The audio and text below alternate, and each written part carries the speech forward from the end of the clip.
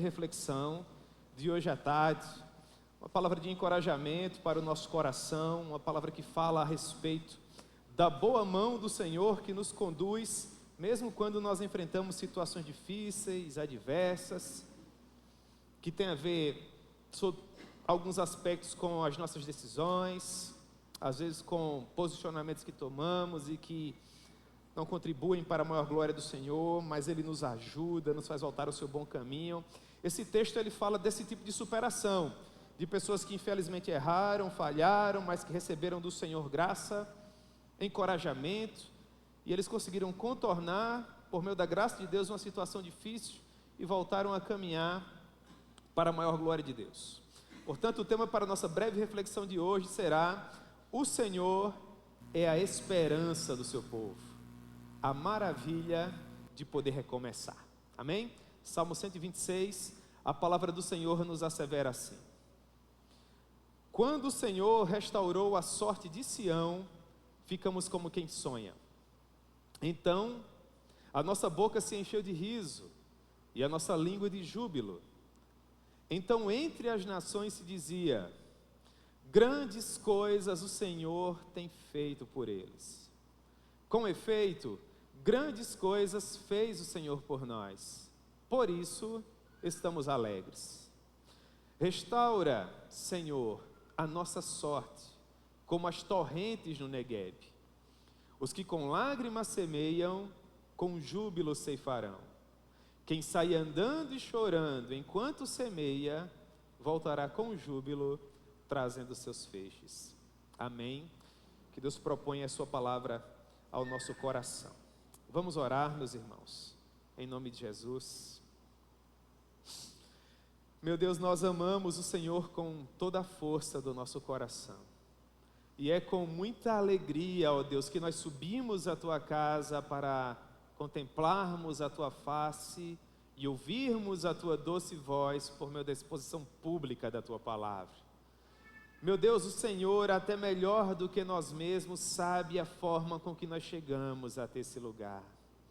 Tu conheces o nosso coração, a nossa vida, as nossas muitas necessidades, Senhor.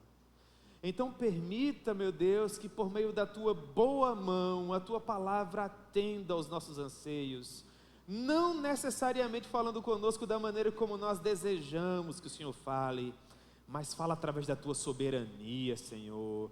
Fala através da tua vontade que é poderosa, ó Deus, e nos mostra onde nós precisamos melhorar, ou nos consola se nós estivermos precisando de conforto hoje à tarde, nos direciona se estivermos precisando de um norte para as nossas vidas. Tenha misericórdia de nós e nos proponha graciosamente, Senhor, aquilo que cada um de nós, especialmente, particularmente, precisa receber hoje à tarde.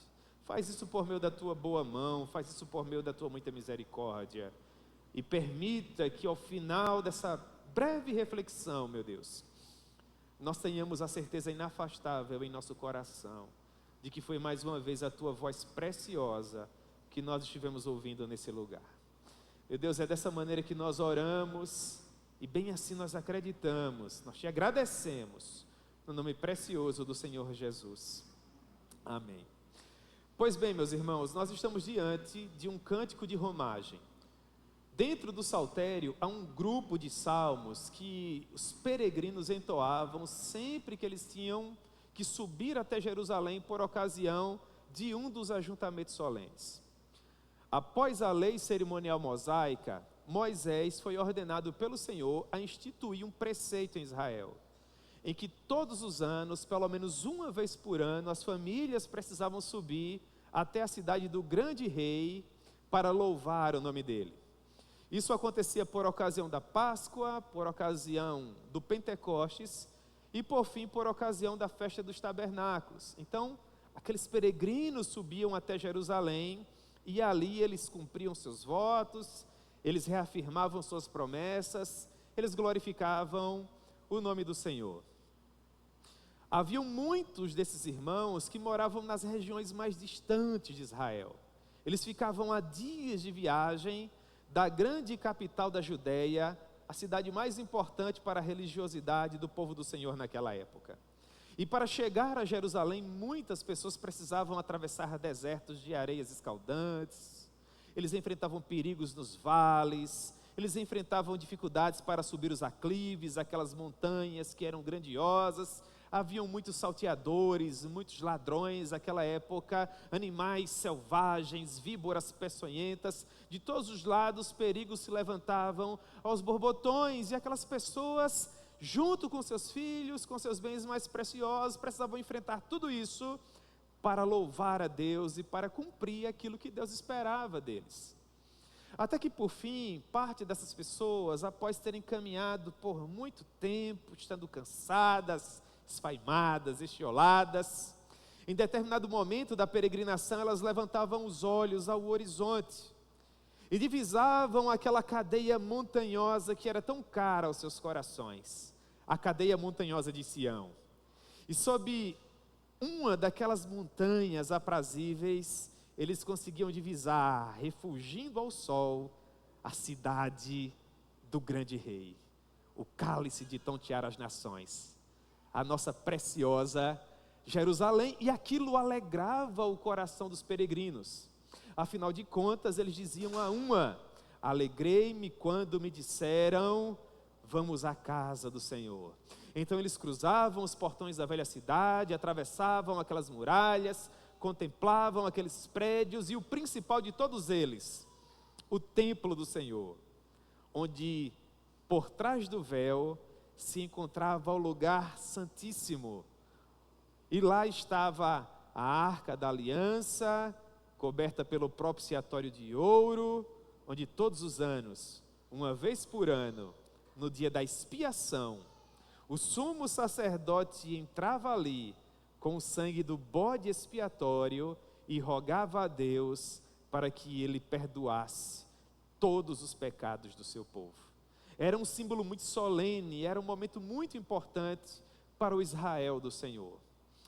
Contudo, meus irmãos, infelizmente, em dado momento da história daquele povo tão precioso, eles infelizmente esqueceram de toda essa preciosa riqueza religiosa. Em dado momento, o povo do Senhor, o povo da promessa, o povo que era produto do amor especial do nosso Deus, se esqueceu de onde ele havia saído, se esqueceu daquilo que Deus havia feito por eles, e perderam toda a orientação. E é interessante notar que mesmo nos dias atuais, época em que nós estamos vivendo não com base na lei, mas por causa da graça do nosso Deus, que a mesma coisa pode acontecer conosco. Nós podemos, irmãos, em determinado momento da nossa jornada, em um domingo especial como esse, quem sabe, ouvir a maravilhosa mensagem da cruz ensanguentada do nosso Redentor Jesus Cristo pela primeira vez. E com a ajuda do Espírito Santo, recebermos luz suficiente para compreendermos essa mensagem e termos as nossas vidas transformadas. Esse é o ápice, a apoteose, o momento mais importante das nossas vidas. E por muito tempo nós passamos a viver impactados com aquela visão do Calvário, com aquela cruz ensanguentada no meio, e o Senhor Jesus doando a sua própria vida para nos resgatar do pecado e nos trazer de volta a sua presença para a maior glória do seu nome. Então nós sabemos de onde nós saímos, e agora sabemos o que foi feito por nós, mas aí nós começamos a frequentar a igreja, às terças em nosso caso, nos domingos pela manhã, e agora nos domingos à tarde, e depois nos domingos à noite. E nós repetimos tanto isso, e repetimos tanto, e nós ouvimos tanto os nossos irmãos cantando, e os pregadores pregando, de modo que se nós não guardarmos o coração, nós temos a tendência humana de nos acostumarmos com isso. E aquilo que em um determinado momento das nossas vidas nos custou tanto, se tornou tão precioso, era de fato a alegria das nossas vidas, pode se tornar algo comum. Assim como é comum ir para o trabalho amanhã pela manhã, ou para a escola, ou universidade, ou quem sabe simplesmente cuidar das suas responsabilidades domésticas. E nós não podemos permitir que isso aconteça, porque Deus não pode se tornar algo ordinário, Deus não pode se tornar algo comum.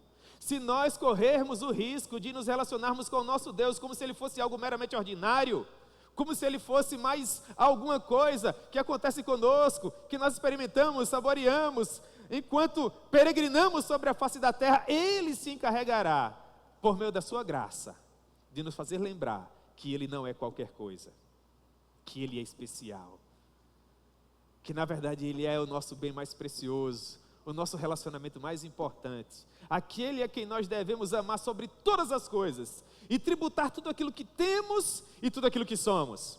O Salmo 126 é um lembrete de que nós não podemos nos esquecer de onde nós saímos, o que foi feito por nós e quem nós somos. O Salmo 126 é um lembrete de que títulos não podem nos fazer permanecer na presença do Senhor. Deus não conta com pastores, Deus conta com adoradores. Eu não estarei nas bodas do Cordeiro porque sou ministro da palavra. Eu estarei nas bodas do Cordeiro porque eu fui comprado pelo sangue precioso do Senhor Jesus, e eu não posso me esquecer disso. Não posso passar a me relacionar com o meu Deus por conta de um título que eu possuo. Não posso ocupar esse púlpito pelo fato de que possuo uma prerrogativa pastoral. Não, irmãos. Há muitas pessoas que infelizmente estão suportando o ministério por causa disso. Estão sobrevivendo no ministério por causa disso. Eu desejo mais. Eu quero que seja paixão. Eu quero que seja vida. Eu quero que me custe algo. Porque se eu perder a perspectiva que o reino dos céus é um reino de consciência, vai se tornar algo mecânico, e eu não vou mais poder dizer: alegrei-me quando me disseram, vamos à casa do Senhor. Deus estava preocupado com isso, e quando ele colocou o povo na terra prometida, ele foi enfático com o povo. Ele disse por meio de Moisés no Deuteronômio capítulo 6, Deuteronômio 6,4, está escrito: ouve, Israel, o Senhor nosso Deus é o único Senhor. Amarás, pois, o Senhor teu Deus. De que forma? De todo o teu coração, de toda a tua alma e de toda a tua força. Vocês devem lembrar que no momento em que nós recebemos ao Senhor Jesus como único e suficiente Salvador das nossas vidas, a nossa vida passou a ser Jesus. No café da manhã, Jesus. No almoço, Jesus. No jantar, Jesus. E as pessoas olhavam para nós e elas diziam: ah, mas o fulaninho agora enlouqueceu, porque ele não fala de outra coisa, ele só fala de... Mas nós vamos nos esquecendo disso, é como que se nós fôssemos nos acostumando. E Deus diz para nós: amarás, pois, o Senhor teu Deus de todo o teu coração, não simplesmente na primavera da sua vida, no princípio da sua jornada, mas sempre.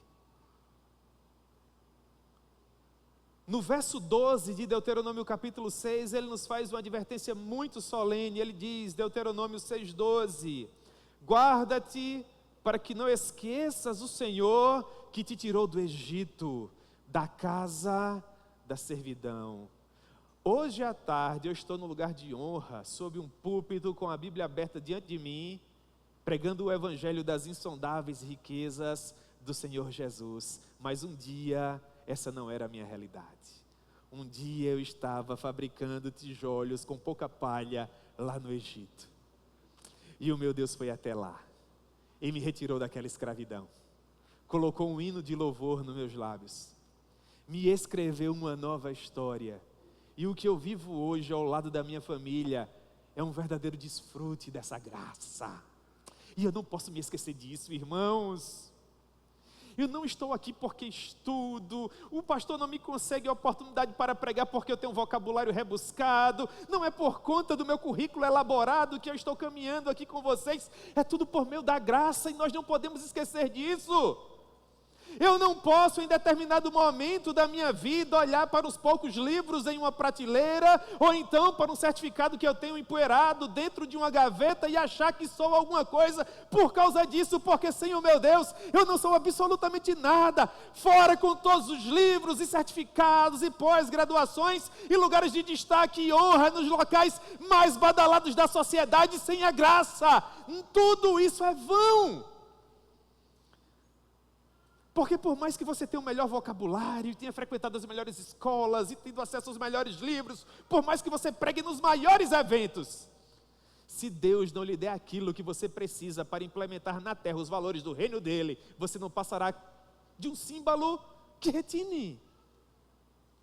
Um pedaço de bronze que ressoa.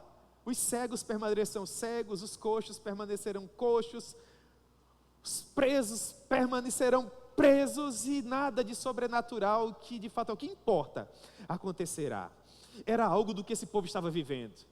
Era o povo da promessa, era o povo da aliança, era o povo que comungava da graça, que era produto do relacionamento que os seus ancestrais tiveram. Eles se orgulhavam de ser o povo do Deus de Abraão, de Isaque e de Jacó. E se esqueceram de onde eles haviam saído. De que foi o braço poderoso do Senhor que os havia colocado em Canaã.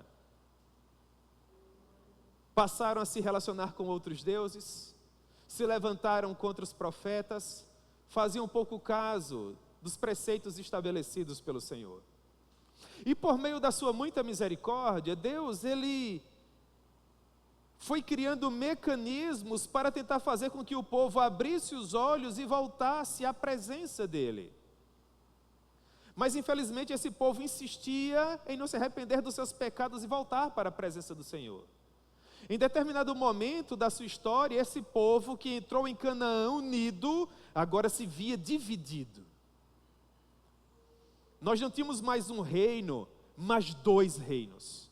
O reino do norte e o reino do sul, e eles brigavam entre si. Eles nem lembravam mais que eram irmãos. Não conseguiam mais distinguir a que Deus eles serviam. Só estavam à procura dos seus próprios interesses. 200 anos se passaram, alguns dos profetas mais poderosos viveram nessa época. Homens da qualidade de Elias e de Eliseu. Mas nem mesmo sendo homens tão poderosamente usados pelo Espírito Santo, aqueles grandes profetas conseguiram fazer com que aquele povo se arrependesse da sua loucura. Eles achavam que podiam ser os senhores do seu próprio destino, tomar as suas próprias decisões, criar as suas próprias regras. Resultado: no final do 8º século, cerca de 720 anos antes do Messias nascer, Deus permitiu que um povo longínquo, que morava em um país chamado Assíria, invadisse a região das tribos do norte, cuja capital era Samaria. E aquele povo fosse levado cativo para aquela região, para a região da Assíria. As 10 tribos do norte se misturou com os povos que viviam naquela região mais ao oriente do mundo. E aquele povo desapareceu. Você percebe? Deus gastou muitos e muitos anos catequizando aquele povo, educando aquele povo. Eles eram filhos do patriarca Jacó, como a tribo de Judá e parte da tribo de Benjamim, que ainda sobrevivia lá em Jerusalém, um reino que ainda não havia sido invadido. Eles eram filhos dos mesmos pais, em determinado momento haviam recebido a mesma promessa, caminharam sendo protegidos pela mesma nuvem durante o dia e pela mesma coluna de fogo durante a noite. E em determinado momento das vidas daquelas pessoas, Deus simplesmente disse: basta, com vocês é até aqui. E simplesmente os permitiu misturar-se com os demais povos, e eles desapareceram ao léu do vento, se tornaram um rodapé na história. E isso me preocupa, irmãos. Por quê? Porque se começar bem é bom, terminar bem é muito melhor. Há pessoas que começam a sua jornada cristã de uma maneira vigorosa, se envolvendo, vestindo a camisa, comprando a visão, pessoas que nos aparentam naqueles dias iniciais, que se dependesse delas, o mundo inteiro em pouco tempo renderia-se ao senhorio do Senhor Jesus, mas infelizmente essas pessoas vão sucumbindo, vão se deixando esvaecer, esmorecer e vão ficando pelo caminho. Se você gastar 2 ou 3 segundos da sua vida, provavelmente nesse momento você vai lembrar de 2 ou 3 pessoas que em determinado momento das suas vidas caminharam muito bem, mas que infelizmente ficaram para trás, enquanto a igreja do Senhor avança.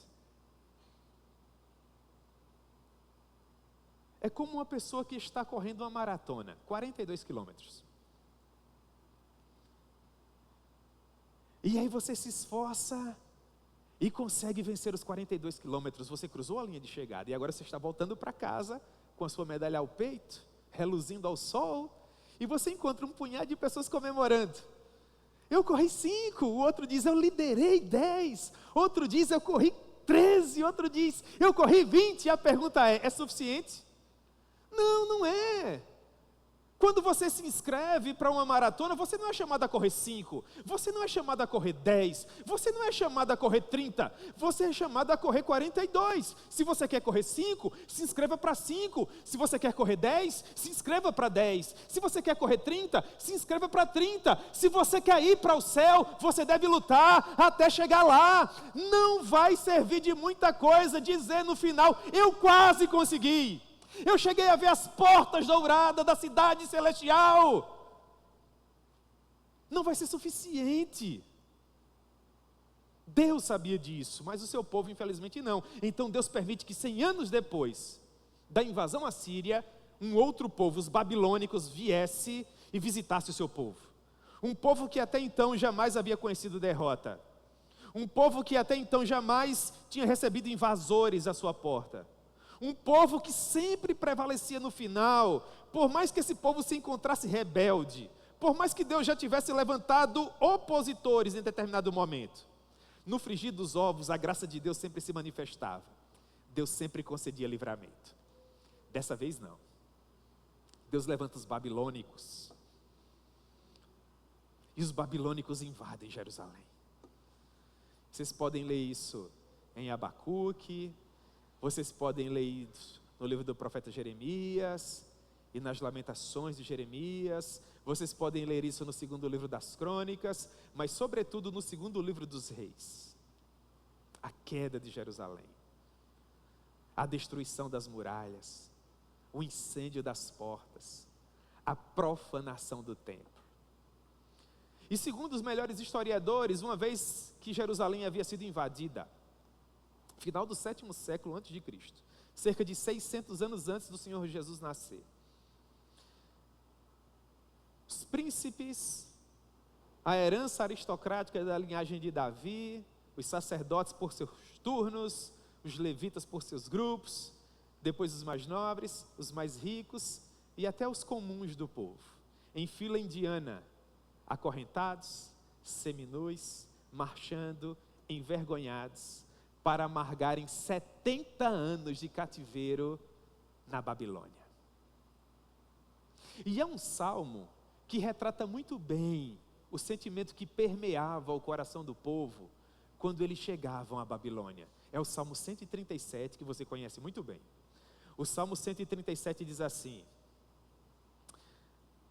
às margens dos rios da Babilônia, nós nos assentávamos e chorávamos, nos lembrando de Sião.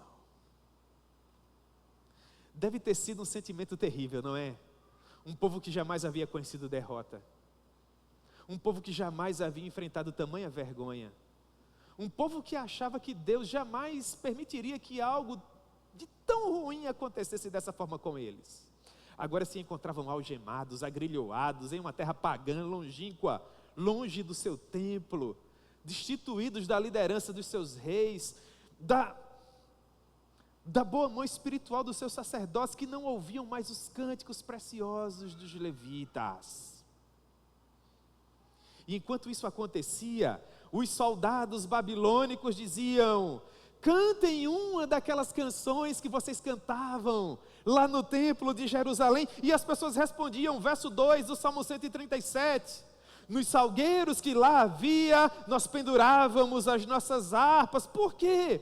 Porque eles não encontravam mais motivação suficiente para cantar. E com gosto amargo da desilusão na boca, essas pessoas, a duras penas, finalmente compreendiam que nós não podemos passar a valorizar aquilo que temos quando finalmente nós perdemos. Nós precisamos valorizar o que temos agora, enquanto se encontra em nossas mãos. Você tem capacidade de subir à casa do Senhor para louvar a Deus com toda a força do seu coração, então venha e faça isso. Recebeu do Senhor um chamado para cantar, então cante. para tocar, então toque. Você foi chamado por Deus para implementar na terra os seus valores, para pregar com intrepidez a sua palavra, para compartilhar as insondáveis riquezas de Cristo. Então pregue, faça na força que o Espírito supre, mas faça com alegria, faça com paixão, faça como se fosse a última coisa que você faria na sua vida. Participe do culto como se fosse o último culto, como se Jesus fosse voltar logo após ele. E você perceberá que diferença esse tipo de motivação fará no que diz respeito à sua adoração. Mas por favor, não pendure as suas harpas nos salgueiros. Não caminhe por aí como se você estivesse derrotado, como um prisioneiro na Babilônia, sem motivação, meu irmão. Lute contra esse sentimento que tenta tornar o seu Deus uma coisa comum. Não permita que aconteça na sua vida assim como aconteceu com a vida dessas pessoas. E lá em Babilônia, eles faziam uma afirmação de propósito, que é extraordinária. Versos 5 e 6 do Salmo 137. Eles disseram: se eu de ti me esquecer, ó Jerusalém, que se resseque a minha mão direita, que a minha língua perca o paladar. Se me não lembrar de ti, se não preferir Jerusalém como a minha maior alegria. O povo recebeu do Senhor a benesse de estar em Jerusalém todos os anos, pelo menos uma vez por ano, para louvar a Deus. Mas esse povo não valorizava isso. E agora esse povo estava na Babilônia, e o que eles estavam dizendo? Senhor, nós queremos voltar para casa. Enquanto nos dias atuais alguns estão dizendo: Senhor, eu queria voltar para minha família. Outros estão dizendo: eu queria voltar para minha esposa. Outras estão dizendo: eu queria voltar para o meu marido. Outros estão dizendo: eu queria voltar para os meus filhos. Outros estão dizendo: eu queria voltar para aquele emprego. Eu achava que ele não era bom, mas agora eu vejo que ele é. Achava que eu não ganhava tão bem, mas agora eu vejo comparando com outras experiências que ganhava. Irmãos, nós temos a tendência humana de infelizmente só valorizarmos aquilo que nós temos, quando infelizmente nós perdemos. Está sentado aí ao lado do seu cônjuge, aperte a mão dele, diga no seu coração: glória a Deus. É precioso, irmãos. Os nossos filhos estão saudáveis ali na salinha. Daqui a pouco nós vamos voltar para casa e temos um momento de comunhão em família. Vamos nos deitar em nossas camas e com a graça de Deus nós vamos acordar amanhã com uma nova oportunidade de fazer as nossas vidas valer a pena. Tudo está no seu devido lugar. Isso é a personificação da felicidade, sim ou não? Meu Deus. 70 anos na Babilônia para aprender a valorizar aquilo que nós temos e que às vezes não valorizamos. O fato de voltar para casa, de ter uma refeição com quem nós amamos, dormir na nossa cama, usar os nossos móveis. Meu Deus! 70 anos. Mas Deus não retirou a sua misericórdia do seu povo. Deus levantou aqueles que nós consideramos como remanescente fiel. Porque no meio de toda apatia, no meio de toda morbidez, no meio de toda alienação, sempre há aqueles que continuam crendo, sempre há aqueles que continuam enxergando, sempre há aqueles que continuam ouvindo. Nós precisamos clamar com toda a força do nosso coração para nós sermos esse povo no meio da nossa geração. Parte da igreja do Senhor, infelizmente, tem andado por aí desafeiçoada.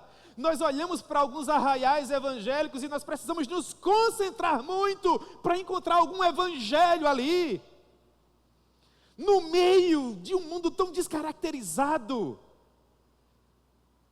de igrejas que flertam tanto com o mundo, que desejam tanto se parecer com ele. A nossa oração deveria ser: Senhor, permita que eu continue enxergando. Ninguém mais quer enxergar. Eu quero, Senhor. Permita que eu permaneça te ouvindo. Ninguém mais quer te ouvir. Eu quero, não do meu jeito, mas do teu jeito. Ninguém mais está preocupado em te sentir, em sonhar contigo, em ouvir a tua voz. em ser esclarecido por ti. Eu estou, visita-me, Senhor, eis-me aqui. Lá na Babilônia, Deus fazia isso através da vida de Ezequiel. Lá na Babilônia, Deus fazia isso através da vida de Daniel, de Sadraque, de Mesaque, de Abednego, homens que estavam com os pés na Babilônia, mas o coração deles nunca saiu de Jerusalém. O João Calvino disse que Daniel e os seus 3 amigos eram a bandeira de Jerusalém na Babilônia. Como isso é espetacular! A bandeira de Jerusalém em Campina Grande, a bandeira de Jerusalém na universidade, a bandeira de Jerusalém na empresa, a bandeira de Jerusalém naquele bairro, a bandeira de Jerusalém no meio da família. 70 anos depois,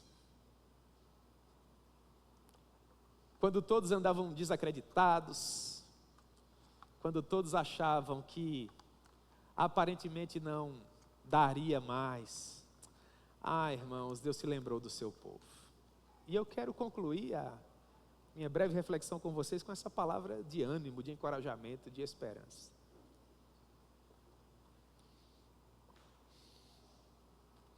Há esperança para quem deseja voltar. Há esperança para quem deseja recomeçar. Há possibilidade hoje, agora, de fazer a sua vida valer a pena. Porque 70 anos depois, para que se cumprisse a palavra do Senhor, a Babilônia caiu.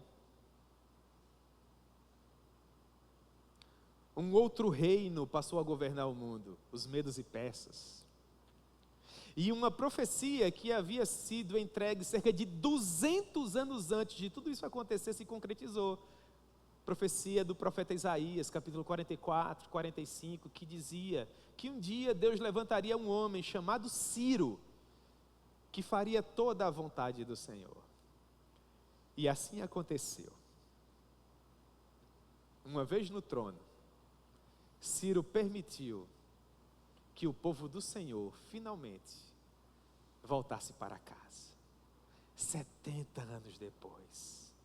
70 anos depois, essas pessoas reunidas em família voltavam para o lugar de onde elas nunca deveriam ter saído. E sabe de que maneira elas exteriorizavam esse sentimento?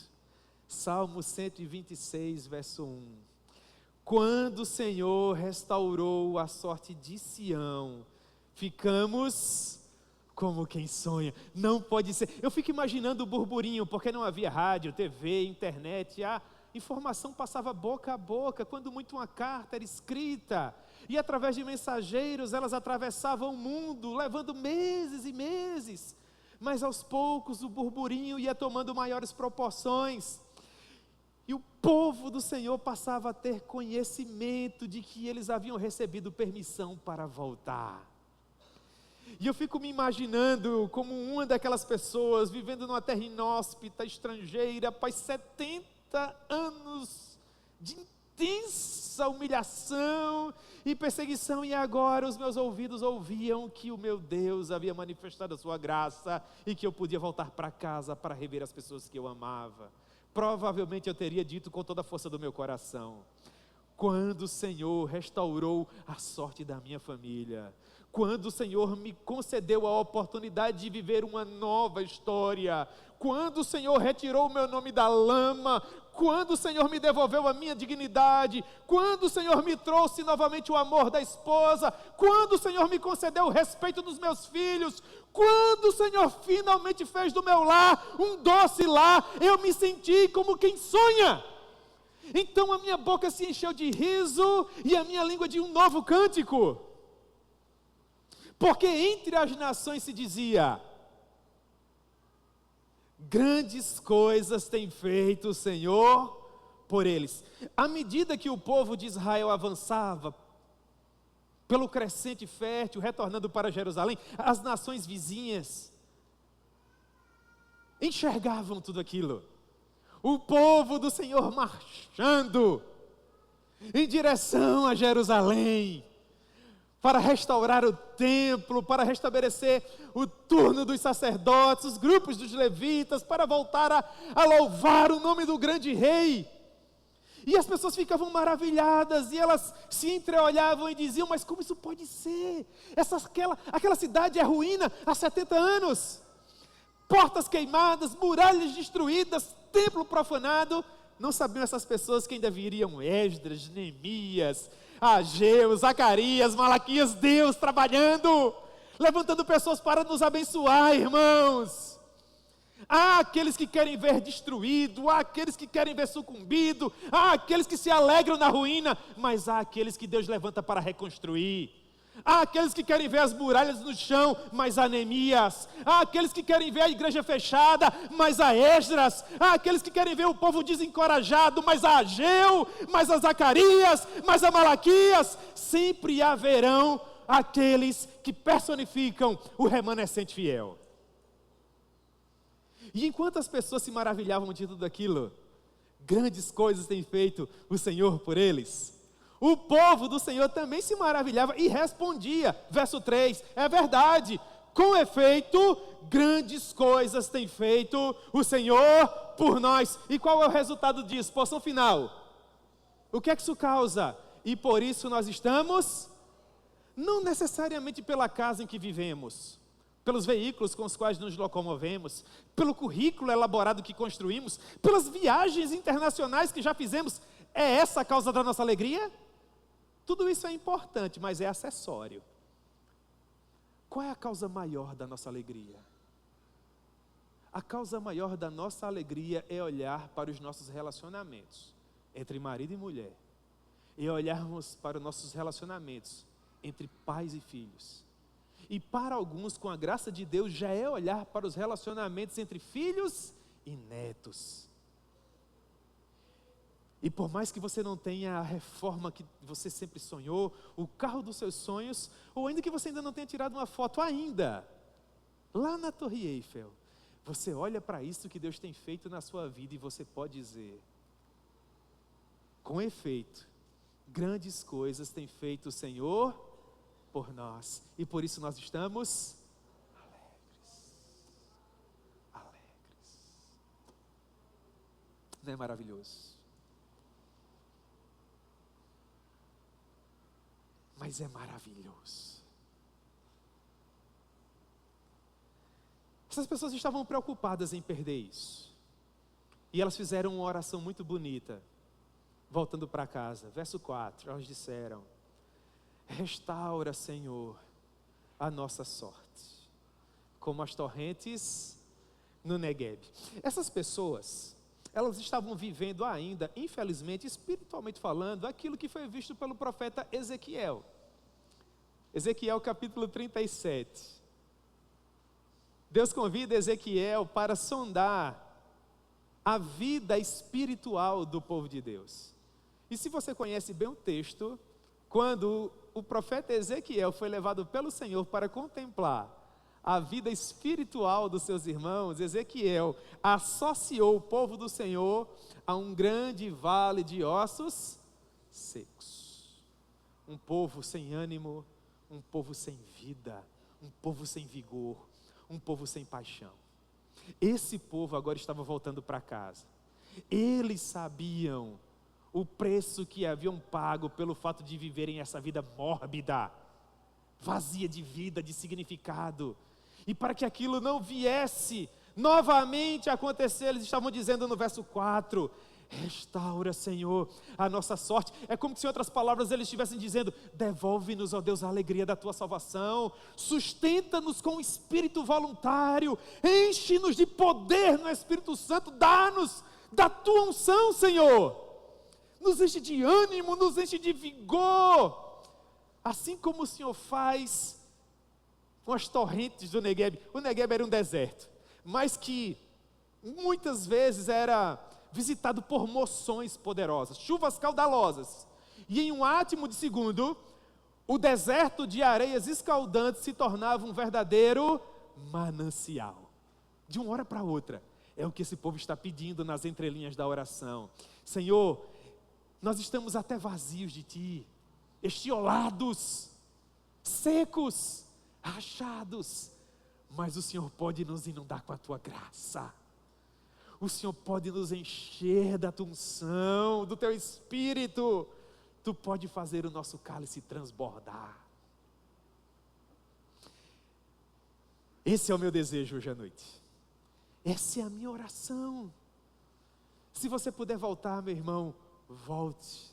Se você puder recomeçar, recomece. Não perca essa oportunidade. Mas se você está bem, está fazendo, está concentrado, está focado, se você não tem permitido que os seus olhos se desviem do objetivo que te aguarda no final, faça melhor. Entregue-se mais, doe-se mais, vai valer a pena. O seu rei cedo virá, e com ele o seu galardão, e você verá que haverá recompensa para o fruto do seu penoso trabalho.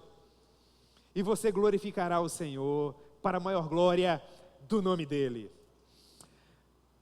Para nós encerrarmos a porção final dessa oração, me faz lembrar os operários do reino, os batalhadores do reino, aqueles que têm que segurar a peteca quando o resto larga. Porque, irmãos, talvez não aqui no Médici, mas nós temos os nossos crentes de domingo, né? Nós temos os nossos crentes de Dia dos Pais, nós temos os nossos crentes de Dia das Mães, nós temos os nossos crentes de café da manhã, de Natal, de Réveillon, esse povo todo que nós amamos. Mas para que a igreja continue de pé, nós precisamos dos crentes do matutino, das 6 às 7, todo dia. Dos crentes de oração, toda terça. Dos crentes de escola bíblica, todo domingo. Que faça chuva, que faça sol. Precisamos dos crentes das 17 e depois dos crentes das 19. Precisamos de pessoas com as quais Deus possa contar. Nós precisamos de novos Ezequiéis. Nós precisamos de novos Daniéis. Seja em Jerusalém, seja na Babilônia, não importa a hora, não importa o lugar, sempre que o Senhor precisar, haverá um povo que estará lá, que seja eu, que seja você. Porque no tempo devido, no momento certo, os batalhadores, os operários do reino, eles serão reconhecidos. É o que acontece no Salmo 126. Olha o que Deus diz, verso 5: os que com lágrimas semeiam, com júbilo ceifarão. Quando o povo estava cativo na Babilônia, por conta da idolatria do seu coração, dos seus muitos pecados, dos seus deuses pagãos, quem é que estava caminhando e semeando para que um dia aquele povo pudesse colher? Adolescentes que chegaram na Babilônia, Sadraque, Mesaque, Abednego, Daniel, que resolveram firmemente no seu coração não se contaminar, que sendo ainda garotos, longe do papai e da mamãe, era fornalha de fogo 7 vezes mais aquecida, e o que eles diziam? Fiel é o Senhor. Fiel é o Senhor. Meus irmãos, fiel é o Senhor. Daniel, 90 anos de idade, pouco mais, pouco menos. Cova dos leões no finalzinho da caminhada, finalzinho da vida. Como é que Daniel responde? Fiel, fiel é o Senhor. Por que é que a gente vem toda terça? Por que é que a gente vem todo domingo, de manhã, à tarde e à noite, irmãos? Por que é que nós vamos repetir esse mesmo movimento até o final, até Jesus retornar? Você consegue dizer? Porque nós estamos levando a preciosa semente, caminhando e chorando. Porque nós temos a certeza inafastável de que um dia nós retornaremos, trazendo conosco os nossos feixes. Fiel, fiel é o Senhor. Fiel é o Senhor. Venha para Jerusalém. O seu lugar é em Jerusalém. O seu lugar não é na Babilônia. Venha para casa, volte para casa, retome as suas forças, reoriente a sua vida. repense as suas prioridades, organize os seus planos, reveja os seus projetos, em nome de Jesus, faça a sua vida valer a pena. E cante com toda a força do seu coração quando isso finalmente estiver acontecendo e você for uma prova viva disso.